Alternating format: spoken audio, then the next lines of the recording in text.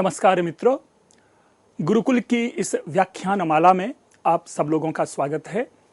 मैं doctor Pankaj Kumar Mishra, associate professor Saint Stephen's College, आप लोगों के सामने मृच्छकटिकम के कुछ मूल विषय, उससे संबद्ध कुछ समस्याएं आप लोगों के सामने उपस्थित कर रहा हूं और तदनुसार उसके निष्कर्ष को ढूंढने का हम लोग प्रयास कर रहे हैं।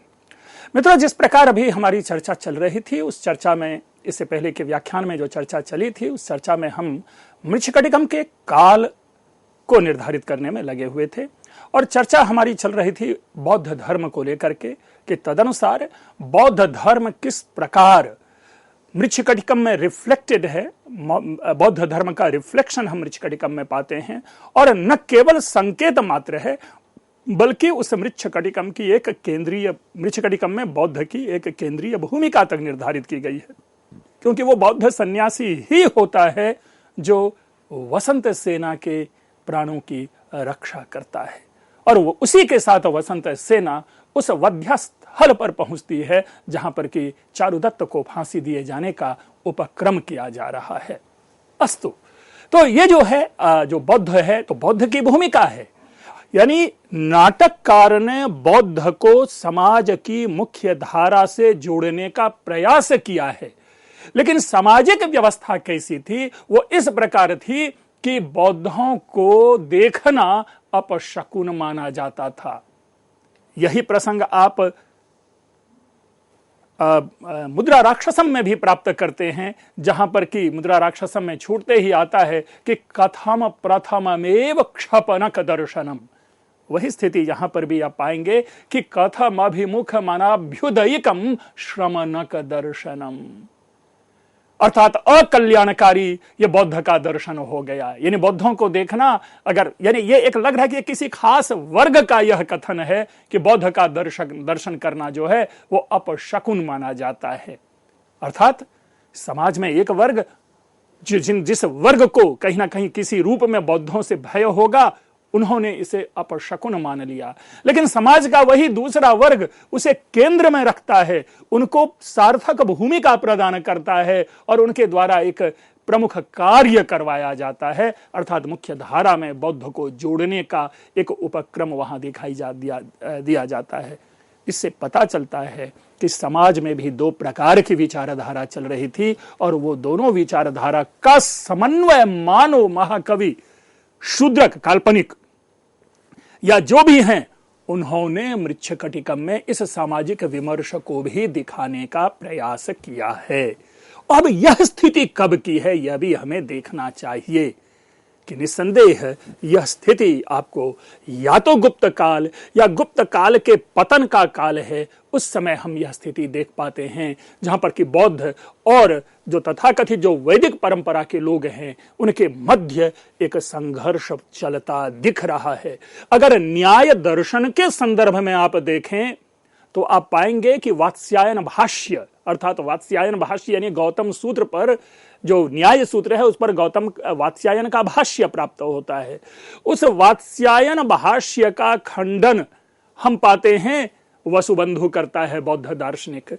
वसुबंधु का खंडन उद्योतकर करता है जो कि नैयायिक है। नैयायिक उद्योतकर का खंडन बौद्ध दिंगनाग करता है। दिंगनाग का खंडन वाचस्पति मिश्र करते हैं। वाचस्पति मिश्र का खंडन धर्मकीर्ति करते हैं। धर्मकीर्ति का खंडन, तो एक परंपरा चली आ रही है और ये जो बौद्धों के प्रति इस प्रकार जो खंडन, बौद्ध के सिद्धांतों का खंडन, बौद्ध के विचारों का खंडन, बौद्ध दर्शन का खंडन जो हम पाते हैं वो उसी काल में हमें दिखाई दे रहा। यानी ये 5th सेंचुरी, 6th सेंचुरी और 6th सेंचुरी के आसपास का यह आप संघर्ष देखेंगे।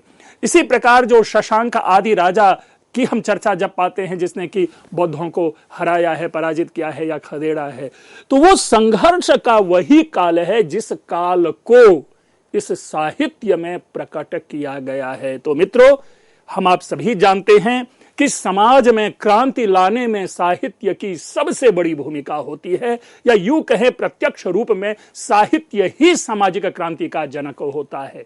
इतिहास के किसी भी कालखंड में आप चले जाएं, चाहे वो फ्रेंच रिवॉल्यूशन रहा हो, चाहे भारतीय स्वतंत्रता संग्राम रहा हो, इन सब में साहित्य की भूमिका रही है, लेखकों की भूमिका रही है। तो एक सभ्य समाज की स्थापना में मानव मृच्छकटिकमकार का एक प्रयास दिखता है, जहां पर कि ब्राह्मण, क्षत्रिय, वैश्य और शूद्र इन सब के साथ बौद्ध आदि जो अन्य दर्शन है उनको एक मंच पर लाने का प्रयास किया जा रहा है। दैट मीन्स एक सेक्युलर सोसाइटी के निर्माण का प्रयास हम मृच्छकटिकम से पाते हैं। इस विमर्श को हम इस साहित्य से नहीं निकाल सकते। साहित्य केवल नायक नायिकाओं के प्रणयों की कहानी नहीं होती मित्रों। साहित्य केवल छंद और अलंकारों का अन्वेषण नहीं होता है मित्रों। साहित्य केवल दिव्य कथा का श्रवण मात्र नहीं होता, बल्कि उस साहित्य के माध्यम से हम उस समाज को देखने का प्रयास करते हैं। और तभी दंडी ने अपने काव्यादर्श में, साहित्य शास्त्रीय ग्रंथ काव्यादर्श में यह लिखते हैं कि साहित्य समाज का दर्पण होता है। और यह वाक्य भी कदाचित इस मृच्छकटिकम के संदर्भ में ही सटीक उतरता है, क्योंकि मृच्छकटिकम में जो बातें दंडी या शूद्रक या जो भी कोई है कवि अगर लिख रहे होते हैं तो समाज के उस दर्पण को हमारे सामने प्रस्तुत कर रहे हैं। तो इसलिए मृच्छकटिकम के इस काल को निस्संदेह, या बल्कि अगर आप चाहें तो और बढ़िया तर्क से इसे 6वीं शताब्दी के आसपास, 7वीं शताब्दी, इस काल के आसपास स्थापित कर सकते हैं। और इसको करने में किसी भी प्रकार की समस्या नहीं आती है। हमें भावना प्रधान होकर के, भावुकता में आकर के ऐसे काव्यों को ये सोच करके कि नहीं हमारे सारे के सारे कवि ईस्वी पूर्व हुए, तो मैं समझता हूं कि इससे समाज के साथ न्याय नहीं हो पाता। हमें उस साहित्य के समाज को देख करके तत्कालीन समाज की परिकल्पना करनी चाहिए। जैसा आप लोग सभी जानते हैं, बार बार कहता हूं मैं कि यदि महाकवि कालिदास अभिज्ञान शाकुंतलम के प्रथम अंक के आखिरी पद्य में लिखते हैं कि गच्छति पुरा शरीरम धावति पश्चात संस्तुतम चेता चीनांशुकमिव केतमान प्रतिवातम नियमानस्य, अगर ऐसा लिखते हैं और चीनांशुक की चर्चा करते हैं तो आवश्यक रूप में वहां निष्कर्ष हमें लेना पड़ेगा कि कालिदास कालीन समाज में या कालिदास से पूर्व के समाज में चीन से वस्त्र विशेष का व्यापार होता था। हम उसमें किसी भी प्रकार का अन्य अर्थ यदि हम निकालते हैं तो वो गलत होगा, क्योंकि कालिदास का वही समाज है। अस्तु, तो इस प्रकार से जो मैंने एक संभावित निष्कर्ष दिया है कि अगर रखना चाहें मृच्छकटिकम के काल को, तो यह 6वीं से 7वीं शताब्दी के आसपास इसे ठहराया जा सकता है। कालिदास के बाद, भास के बाद और भारवी के बाद।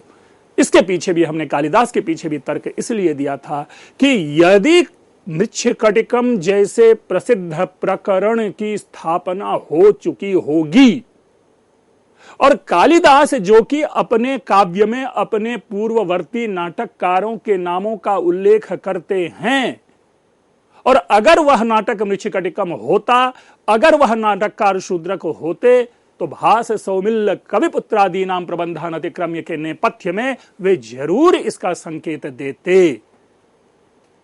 और वह नहीं है संकेत ऐसे काव्य ग्रंथों में, इसलिए यह भी एक निष्कर्ष लेना पड़ता है कि यह काव्य कालिदास के बाद जरूर रचा गया होगा। अब इसके साथ एक नया प्रश्न उत्पन्न होता है, वह है मृच्छकटिकम का नामकरण।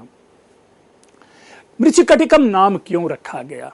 मित्रों, अगर एक आप संस्कृत साहित्य के नामकरण की परंपरा देखें तो बड़ा ही एक वो सहज नाम होता है। चरित्र हो, पात्र हो, उसी से हमें पता चल जाता है। मैं कुछ 2-4 साहित्यों का नाम लेता हूं। रघुवंशम, कुमार संभवम, किरातार्जुनीयम, शिशुपाल वधम, ये तो महाकाव्य परंपरा है। गद्य परंपरा में भी देख लीजिए, वासवदत्ता, कादंबरी, हर्षचरितम, शिवराज विजयम, दशकुमार चरितम, ऐसे जो नाम है वो नाम से ही कहीं ना कहीं हमें भीतर के एसेंस को या किससे संबद्ध है इसमें बातें, वो हमें अर्थबोध हो जाता है। लेकिन एक मृच्छकटिकम नाटक है, बल्कि इसे पूर्व के भी नाम को आप ले लें, महाकवि भास के नाटकों में ले लें, चले जाएं, तो महाकवि भास के नाटक में आप पाएंगे कि एकमात्र नाटक है ऐसा जो कि यह प्रश्न पूछता है कि मुझे इस नाटक का नाम यह क्यों, और वह नाटक है प्रतिमा। रेस्ट सारे नाटक आप देखेंगे कि नाटक के नाम से ही उसके अर्थ का बोध हो जाता, लेकिन प्रतिमा नाटक के नाम से अर्थबोध नहीं होता। भाई चारुदत्तम, ठीक है, चारुदत्त की कहानी होगी। उरुभंगम स्पष्ट है, दुर्योधन के जंघे के तोड़ने की कहानी होगी। अविमारकम, अविमारक नामक चरित्र है। स्वप्नवासव दत्तम, प्रतिज्ञा योगंधरायण। अभिषेक, राज्याभिषेक नाटक होगा, उसमें राम का अभिषेक होगा। तो ये नाम सहज ही, नाम छूटने मात्र से ही पता चल जाता है। मध्यम व्यायोग। लेकिन ये प्रतिमा नाटक क्यों है, तब जाकर के हमें केंद्र बिंदु में जाकर के पता चलता है कि उस समाज में प्रतिमा निर्माण एक क्रांति रहा होगा, और उसी को प्रतीक बना करके जो भरत मिलन या जो कैकेयी के दोषों का हटाना, उस भूमिका में जो लिखा जाने वाला नाटक है, उसके केंद्र में प्रतिमा की भूमिका है, जहां पर प्रतिमा को देख करके भरत को ज्ञात होता है कि दशरथ की मृत्यु हो गई है। तो एक सजेस्टिव नेम वहां रखा गया। मृच्छकटिकम का नामकरण क्यों है ऐसा? मृच्छकटिक में ऐसी कौन सी बातें हैं? क्योंकि मृच्छकटिक से तो इनिशियली तो हमें अर्थावबोध होता ही नहीं, और वो भी दूर जाकर के जब आप संधि विच्छेद करेंगे, दोनों पक्ष के नाम का अर्थ लेंगे, तब जाकर के अर्थ हमारे सामने आता है। मिट्टी की गाड़ी, क्ले कार्ट, मृत यानी मिट्टी, और शकटिकम यानी गाड़ी, तो मिट्टी की गाड़ी। अब भाई मिट्टी की गाड़ी से क्या अर्थ हुआ? हाँ, एक बात तो जरूर निकल कर आती है कि इस नाटक में कहीं ना कहीं मिट्टी की गाड़ी होगी। अब आती है बातें कि हम सामान्य रूप से यह समझें कि किसी भी काव्य का जो नामकरण होता है वो किन किन आधारों पर होता है। एक और बता दूं, इसके लिए कोई मान्य नियम नहीं है, और यदि नियम है भी तो वो पूर्ववर्ती का अनुकरण है, कोई सिद्धांत नहीं है। क्योंकि लिख दिया जाता है कि चरित्र के आधार पर या कवि के नामकरण के आधार पर। हमने 4 बिंदु अभी रखा, 5वां बिंदु अभी जस्ट बोलते हुए स्मरण में आया कि हम यहां पर स्थान भी रखना चाहिए कि हमें जो प्रायशः 5 बिंदुओं के आधार पर हम नामकरण पाते हैं, चरित्र या पात्र के आधार पर। जैसे अभी आपने नाम लिया चारुदत्तम, शिशुपाल वधम, किरातार्जुनीयम, महावीर चरितम, ये सब सारे क्या हैं? चरित्र या पात्र के नाम के आधार पर नाटक का नाम हो गया। दूसरा है कवि या लेखक के नाम के आधार पर। यद्यपि इसकी परंपरा कम पाई जाती है, लेकिन हमें समीक्षा ग्रंथों में यह उल्लेख मिलता है, इसलिए हमने इसे शामिल किया है। क्योंकि जो भी कवि या लेखक के नाम के आधार पर है वो उनके नाम से प्रचलित हुआ, लेकिन ग्रंथ का मूल नाम कुछ और है। जैसे भट्टी काव्य, भट्टी काव्य आप लोग जानते हैं, भट्टी काव्य जो है वो वत्स के कारण वो भट्टी काव्य नाम पड़ गया। इसी प्रकार अन्य जो है वो नाम हमें प्राप्त होते हैं जहां पर कवि के नाम के आधार पर उस काव्य का प्रचलन हो जाता है, या कवि सविशेष कहीं कहीं आजकल ये नई परंपरा चली है जिसमें कि हम आप अपना नाम डाल देते हैं। घटना एक केंद्रीय भूमिका जरूर निभाती है कि कई सारे कवि जो हैं वे अपने काव्य के प्रमुख घटना को आधार बना करके काव्य का नामकरण करते हैं। जैसे उदाहरण के लिए अगर आप देखें जो अभिज्ञान शाकुंतलम है, आपाततः तो यह प्रतीत होता है कि चरित्र प्रधान, चरित्र के आधार पर नामकरण है, लेकिन जब हम अभिज्ञान शब्द की व्याख्या पाते हैं तब हमें ज्ञात होता है कि कहीं ना कहीं ये 6ठे अंक का जो है इसमें को आधार बना करके इस नाटक का नामकरण किया गया है। क्योंकि 6ठे अंक में ही उस अंगूठी से दुष्यंत की जो विस्मृति है वह विस्मृति दूर होती है। तो इसलिए घटना के आधार पर नामकरण हम पाते हैं। तीसरी ओर हम पाते हैं प्रतीक। कभी कभी काव्यों का नाम प्रतीकात्मक होता है और उस प्रतीकात्मक नाटकों के नाम से प्रतीक हम निकालते हैं। प्रबोध चंद्रोदय आदि जो है वो प्रतीकात्मक नाटक है। तो इस प्रकार से यह है। और चौथा है स्थान। अब आजकल कई सारे ऐसे नामकरण हैं जो कि स्थानों के आधार पर है। जैसे हम बना लें रणस्तंभ पुर विजयम, है ना, रणथंभौर का विजय, ऐसे नाटक का नामकरण हमने कर दिया। तो कई ऐसे नामकरण हैं, 5 प्रकार से या अन्य प्रकार से भी नामकरण हो सकते हैं। हम संस्कृत साहित्यिक रचनाओं की परंपरा में हमारे सामने ऐसे उदाहरण प्राप्त होते हैं। अब प्रश्न उत्पन्न होता है कि मृच्छकटिकम इनमें से किस आधार पर है, क्योंकि देखिए अब घटनाओं का भी अगर हम विश्लेषण करते हैं या चरित्र और पात्र का भी विश्लेषण करते हैं तो चरित्र और पात्र भी तीन प्रकार के होते हैं, नायक, प्रतिनायक और नायिका। अगर शिशुपाल वधम है, चरित्र पर है लेकिन यह प्रतिनायक है, नायक नहीं है, नायक के नामकरण के आधार पर नहीं है। और कहीं कहीं पैरेलल चरित्र को ध्यान में रख के नामकरण किया जाता है, जैसे विक्रम और उर्वशीयम, यहां पे विक्रम और उर्वशी दोनों की स्थापना है। तीसरा जो है केवल नायिका प्रधान नाम, अभिज्ञान शाकुंतलम स्वप्न वासवदत्तम, यद्यपि घटना है लेकिन घटना के केंद्र में केवल नायिका का नाम है। तो और प्रतिनायक की चर्चा हमने कर ली, नायक के आधार पर नामों की बहुतायत है, उत्तर रामचरितम, महावीर चरितम, ये नायक के नाम पे है। तो चरित्र भी तीन प्रकार से, चार प्रकार से हम देखते हैं, चार प्रकार के चरित्रों के आधार पर नामकरण, और चारों उदाहरण अपने पास उपलब्ध है। और वो पहला है नायक, दूसरा है नायिका, तीसरा है प्रतिनायक और चौथा है उभय, या तो नायक नायिका या नायक प्रतिनायक, या कभी कभी पैरेलल दो समान चरित्र के आधार पर नामकरण, जैसे किरातार्जुनीयम, तो किरात और अर्जुन, तो किरात यानी शिव और अर्जुन, तो यहां पर पैरेलल कैरेक्टर को आधार बना करके इस काव्य का नाम है।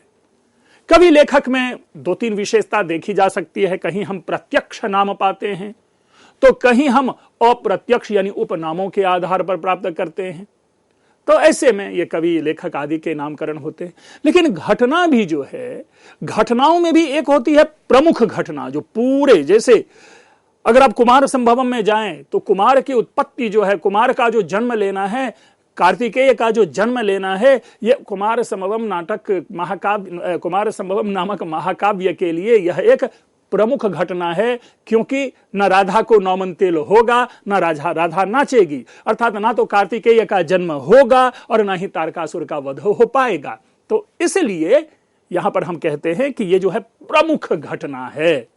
स्वप्न वासव दत्तम, स्वप्ने दृष्टा या वासव दत्ता ताम अधिकृत्य कृतम नाटकम स्वप्न वासव दत्तम, अर्थात तो स्वप्न दृश्य में जिसमें कि उदयन को यह अनुभूति होती है कि वासव दत्ता नामक जो नायिका है, यानी अर्थात उनकी जो पत्नी है, उनकी जो प्रेयसी है, वो है।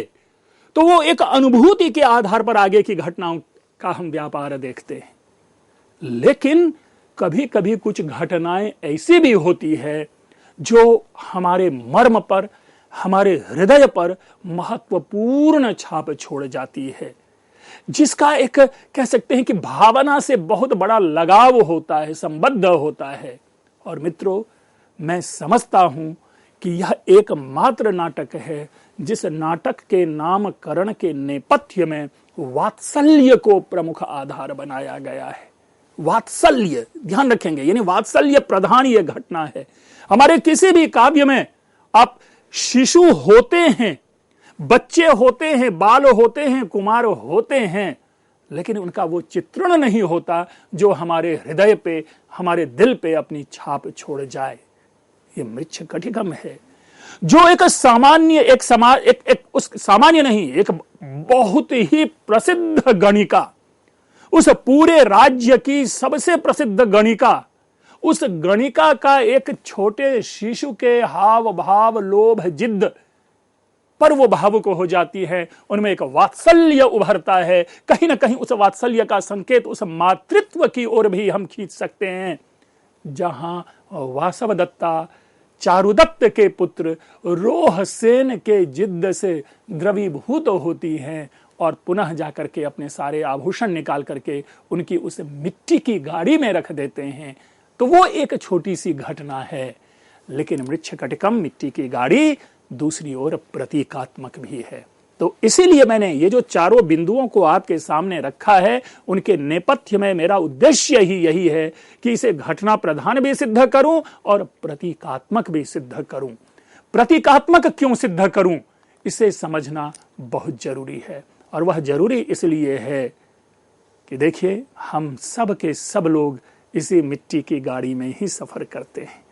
मिट्टी हमारे जीवन का प्रतीक है और मृच्छकटिकम हमें अपने जीवन से, अपनी मिट्टी से जोड़ करके रखता है, जिसमें कल्पना की वो उड़ान नहीं है कि रघु ने घोड़ा उठाया, रथ उठाया और इंद्र के से मिलने चला गया और कुबेर पर आक्रमण करने चला गया।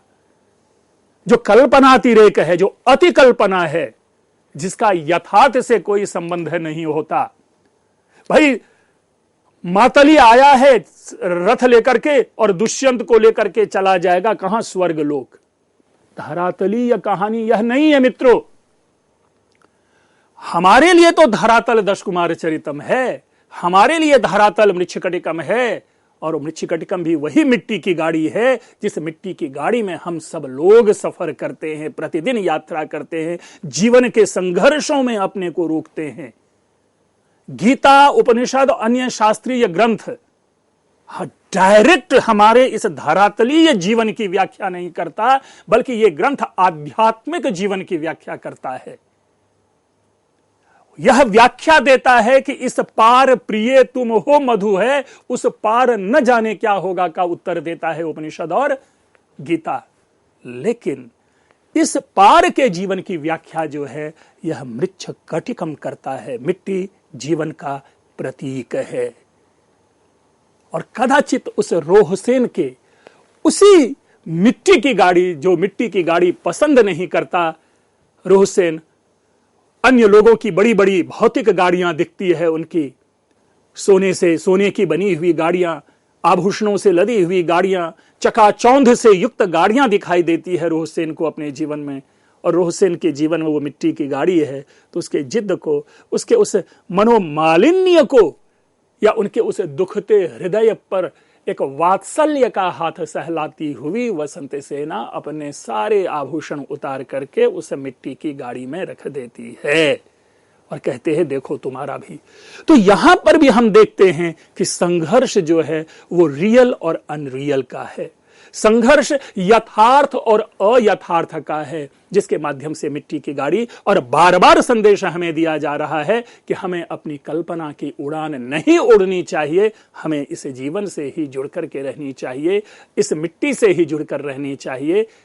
ये मूल संदेश है। तो मैं समझता हूं कहीं ना कहीं कि मृच्छकटिकम का अर्थ यह प्रतीकात्मक नामकरण है, और प्रतीक को ही लेकर के, तभी तो देखिए जिस प्रकार के दारिद्र्य का उल्लेख है, जिस प्रकार के छल प्रपंच का उल्लेख है, जिस प्रकार के धोखाधड़ी आदि का उल्लेख है, जुआ खेल करके हारने वाले के प्रति जिस प्रकार का समाज व्यवहार, आज भी अपने गांव घर में देखेंगे कि ताश में कोई हार जाता है या किसी खेल में हार जाता है तो उनको हम किस प्रकार से करते हैं कि चल हमें पहले तो ट्रीट दे, या पहले हमें जो हारे हो वो पैसे दे।